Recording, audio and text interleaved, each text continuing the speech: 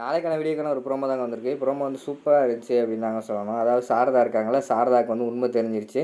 எப்படியாவது ஆதி வாயாலே இந்த கல்யாணம் வந்து வேண்டாம் நான் சொல்ல வைப்பேன் அப்படின்னு சபதம் எடுத்துருக்காங்க அப்படின்னு தாங்க சொல்லணும். ஒரு பக்கம் பார்த்தா இங்கிட்ட ஆதி பாரதி கோயிலில் வந்து நம்மளை யாருமே பிடிக்க முடியாது அப்படிங்கிற மாதிரி வந்து பேசிக்கிட்டு இருக்காங்க.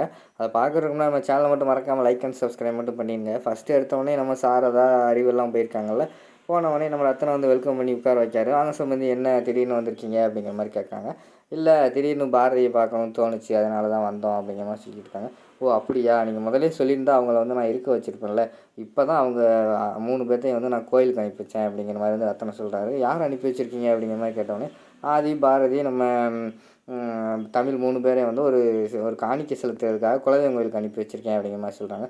ஓ அப்படியா, சரி சரி இருக்கட்டும். இல்லை சும்மா இந்த வழி வந்தோம், ஒரு ஆளை பார்க்கணுன்னு வந்தோம், அதனால தான் நான் வந்து அப்படியே பாரதி பார்த்துட்டு போகலான்னு வந்தேன் அப்படிங்கிற மாதிரி சாரதா சொல்கிறாங்க. சரி சம்மந்தி வெயிட் பண்ணுங்கள், வேணாம் அவங்க வந்துடுவாங்க மத்தியானத்துக்குள்ளே அப்படிங்கிற மாதிரி சொல்கிறாங்க. இல்லை சம்மந்தி இருக்கட்டும், நாங்கள் வேணால் கிளம்புறோம் அப்படிங்கிற மாதிரி சொல்லிவிட்டு அவங்க வந்து வெளியில் வந்துடுறாங்க.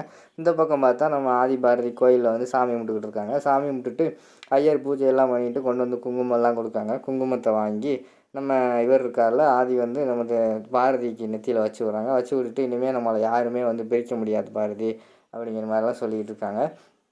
அதுக்கடுத்து இங்கிட்டு வெளியில் வந்தோடனே அறிவு வந்து அறிவிட்டு வந்து கேட்காங்க சாரதா, நீ தான் என்னை யார் வீட்டுக்கோ காட்டு கொடுத்தவங்க வீட்டுக்கு கூட்டு போகணுன்னு சொன்னேடா, என்னடா இப்படி இங்கே கூட்டு வந்திருக்கேன் அப்படிங்கிற மாதிரி கேட்டவொடனே அங்கே ஒரு ஃபோட்டோவில் இருந்தார்லம்மா வாசு பாரதியோட ஹஸ்பண்டு, அவரோட காட்டை தான் நம்ம வாங்கி நம்ம பாரதி ஆதிக்கு வச்சுருக்கோம் அப்படிங்கிற மாதிரி சொன்னோடனே சாரதாவுக்கு வந்து பயங்கரமான ஷாக்காயிருது. என்னடா சொல்கிற அப்படிங்கிற மாதிரி கேட்காங்க.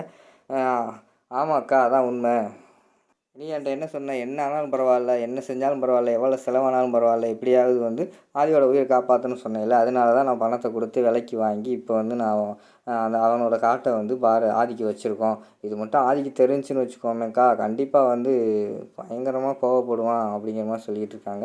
அது இப்படியா, அப்போனா விடு, ஒன்றும் பிரச்சனை இல்லை, இந்த கல்யாணத்தை எப்படியாவது நான் நிறுத்திடுறேன் அப்படிங்கிற மாதிரி வந்து சாரதா சொல்கிறாங்க. எப்படிக்கா நிறுத்துவேன் அப்படிங்கிற மாதிரி வந்து அறிவு கேட்காங்க.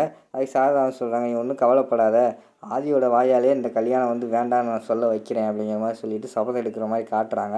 அதோட பார்த்திங்கன்னா அந்த ப்ரோமோவே முடிச்சிடுறாங்க.